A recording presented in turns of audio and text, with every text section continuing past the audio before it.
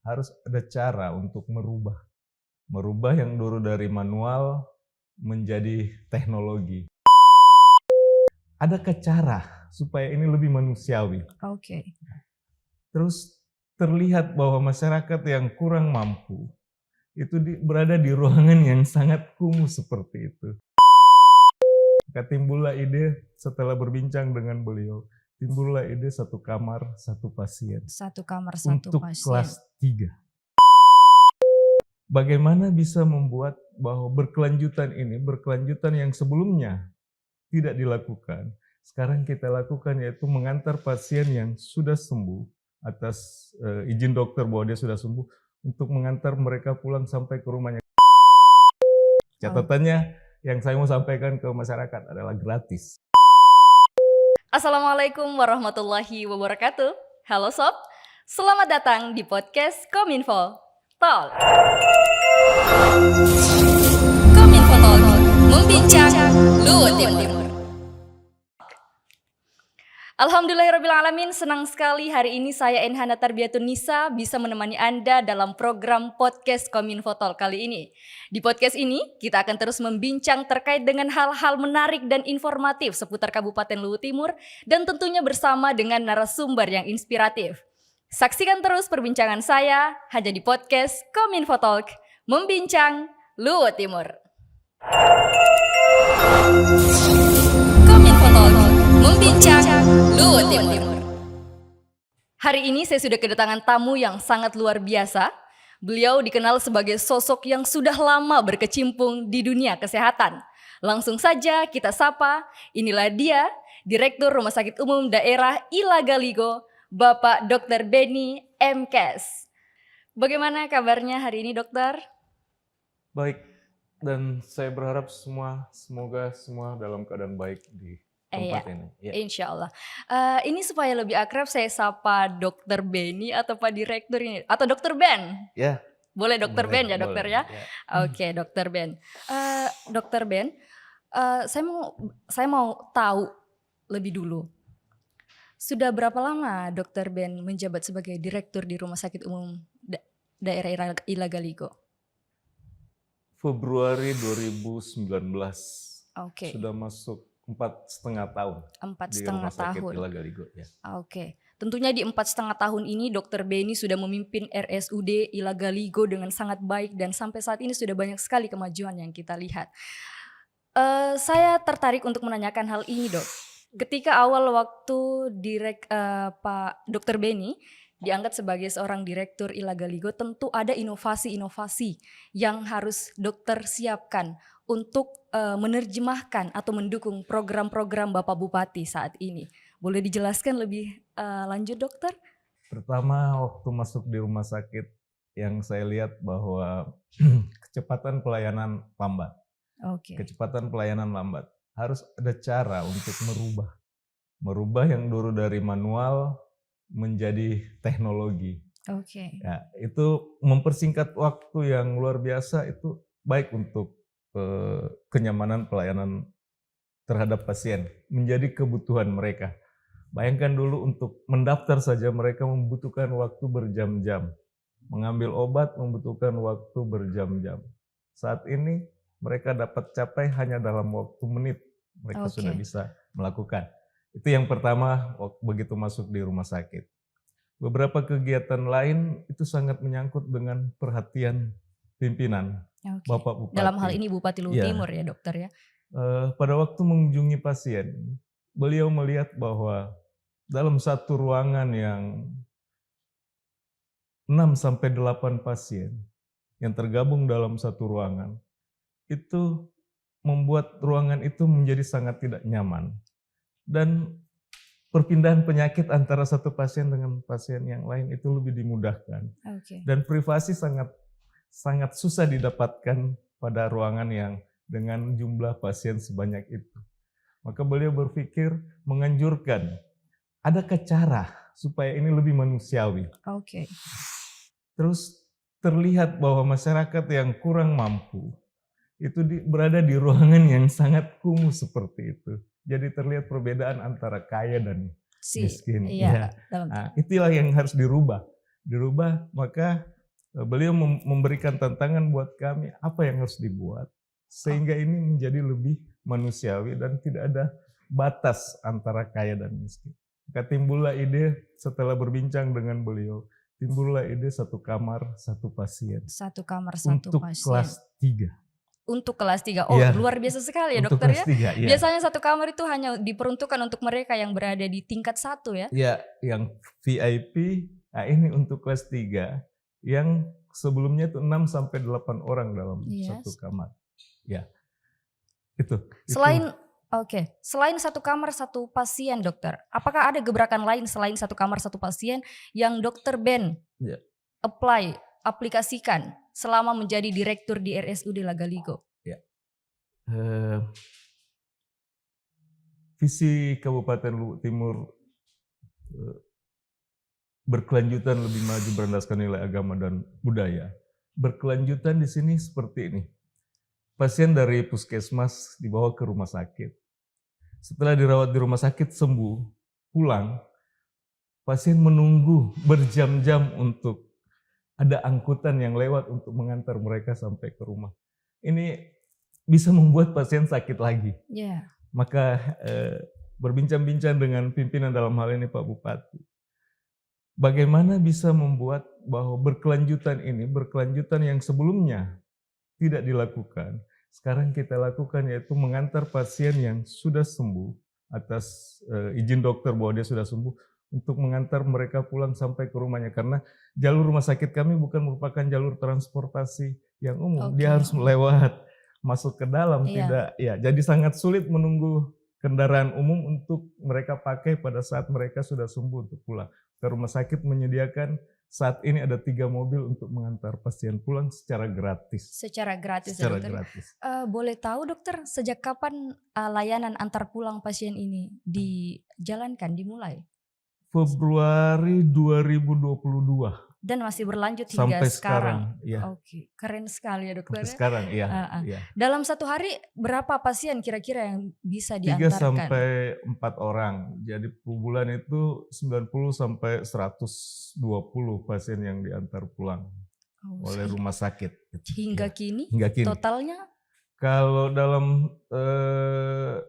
rata-rata per bulan 90 sampai 120, jadi kalau di tahun lalu karena dia mulai dari Februari berkisar 800-900, saat ini sampai bulan Juni ada sekitar 500-an pasien yang diantar pulang.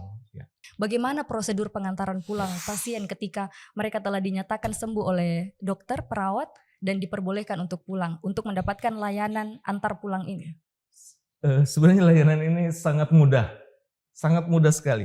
Begitu mereka dinyatakan sembuh oleh dokternya, mereka tinggal melapor ke perawat bahwa membutuhkan mobil untuk diantar pulang. Ada beberapa administrasi yang diisi, kemudian setelah itu tinggal menunggu mobilnya untuk mereka pakai diantar pulang. Sangat mudah, tinggal melapor ke perawat di bagian mereka dirawat bahwa mereka membutuhkan mobil untuk diantar pulang.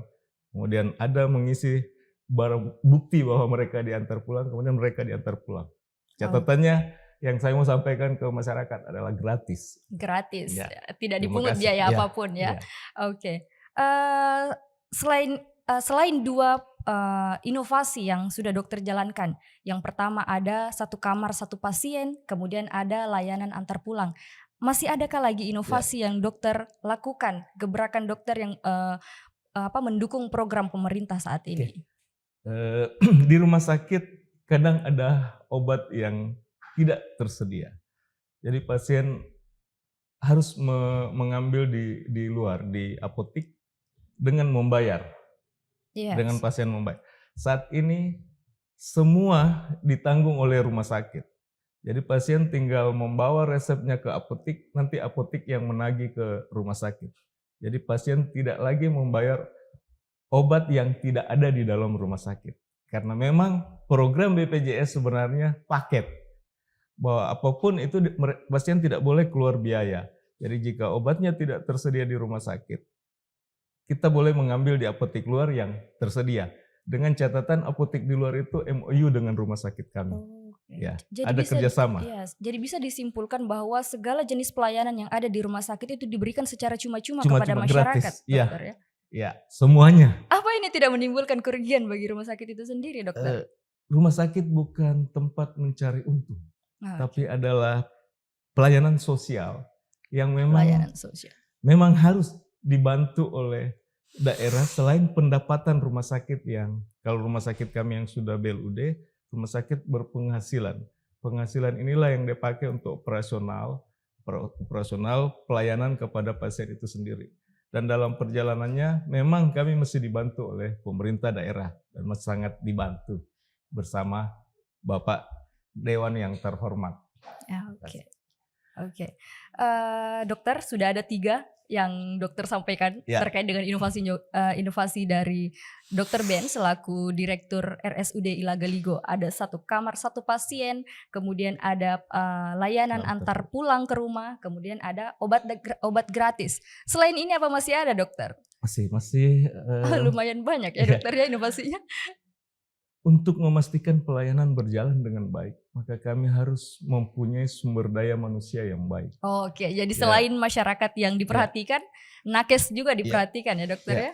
Untuk mendapatkan sumber daya manusia yang baik di era seperti saat ini, yang dokter boleh memilih kemanapun tempatnya, dia mau bertugas di rumah sakit yang menjanjikan mungkin hal-hal yang lebih, maka rumah sakit Ilagaligo juga harus mempunyai cara untuk bisa menarik atau membuat dokternya betah berada di rumah sakit.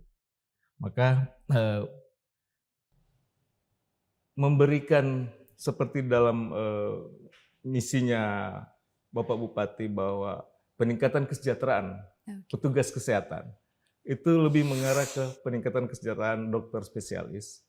Ya, dokter spesialis di rumah sakit kami itu 1 dokter spesialis itu di luar jasanya, di luar jasa yang dia dapat, mereka sudah mendapat 25 juta per bulan di luar jasa pelayanannya. 25 juta katanya uang duduknya, maksudnya sebelum dia bekerja mereka sudah dapat 25 juta plus pekerjaan mereka. Inilah cara sehingga kita bisa berkompetisi mendapatkan dokter-dokter yang baik untuk betah di rumah sakit Ilagaligo.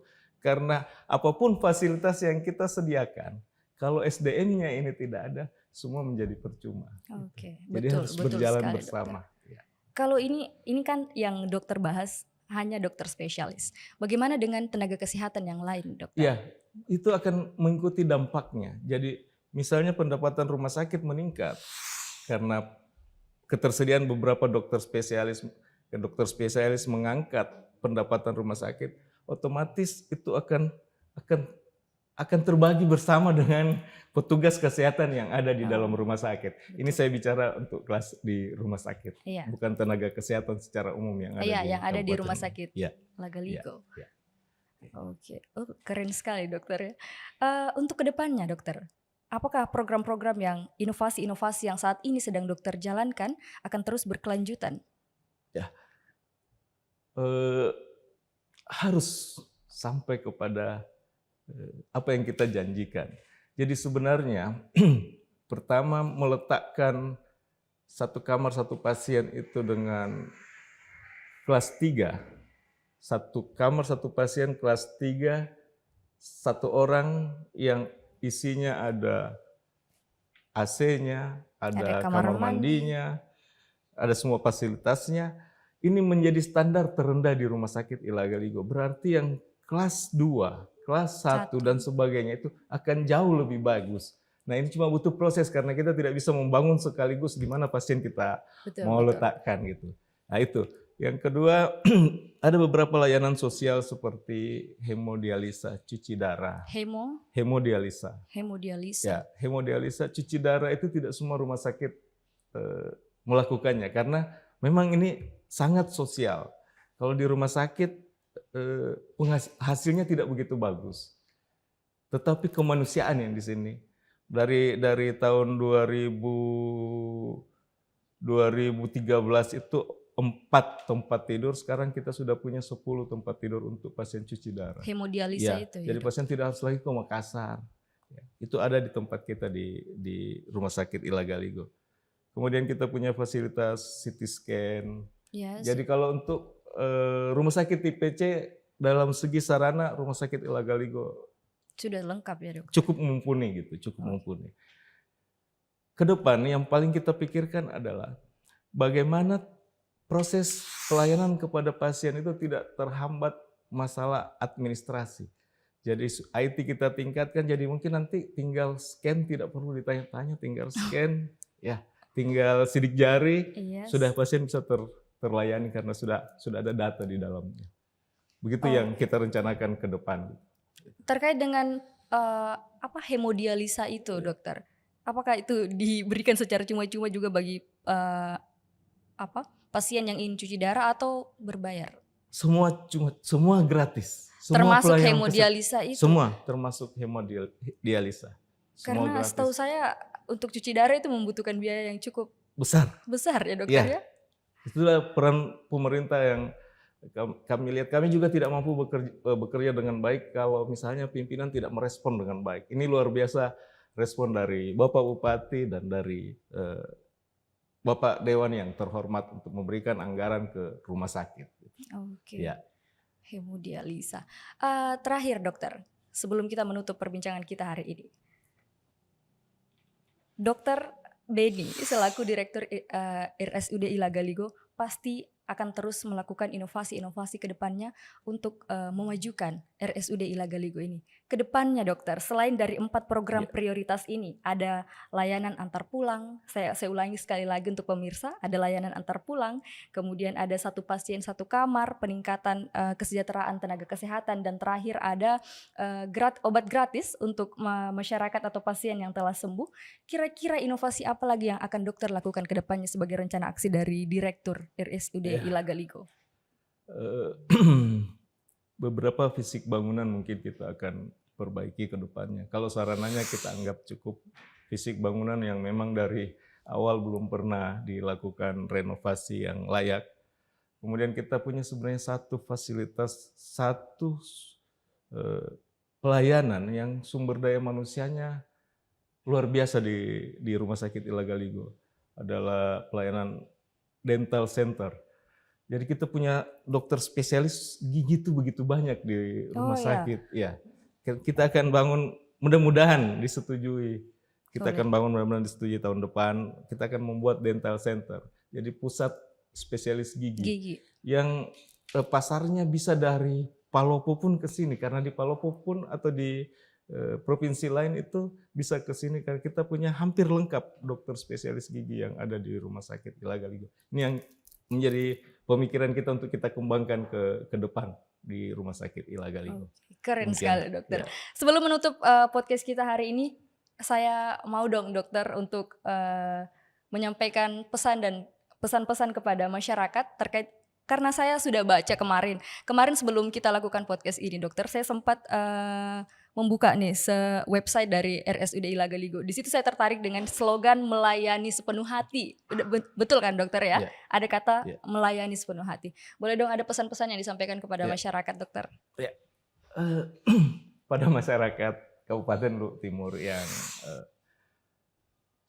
akan mendapatkan pelayanan di Rumah Sakit Ilagaligo, tidak perlu ragu jika ada yang dalam proses pelayanannya mungkin tidak sesuai dengan harapannya, untuk menyampaikan ke kami, karena kritik itu adalah cara cepat memperbaiki, cara cepat kami berubah.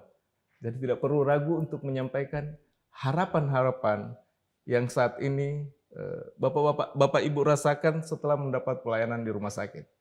Kami tidak bisa mengukur kemampuan kami, bantu kami untuk bisa menjadi lebih baik dengan kritik yang membangun. Terima kasih. Oke, terima kasih Dr. Ben, Sobat Kominfo. Itu tadi pesan-pesan yang disampaikan oleh Dr. Beni selaku Direktur RSUD Ilagaligo. Jadi jangan ragu, jangan sungkan, sampaikan kritik dan saran demi kemajuan RSUD Ilagaligo. Terima kasih dokter telah datang ke podcast Kominfo Talk. Terima kasih telah meluangkan waktunya di tengah kesibukannya ini. Baik Sobat Kominfo, itulah tadi perbincangan saya bersama dengan Direktur RSUD Ilagaligo Bapak Dr. Beni M. Kes. Jangan lupa subscribe dan aktifkan notifikasinya untuk menonton lebih banyak lagi terkait dengan hal-hal menarik yang akan kita tampilkan di podcast Kominfo Talk. Jangan lupa subscribe YouTube Kominfo dan silahkan nantikan informasi-informasinya di Facebook, di Instagram dan Twitter Kominfo. Sampai jumpa di episode berikutnya. Wassalamualaikum warahmatullahi wabarakatuh.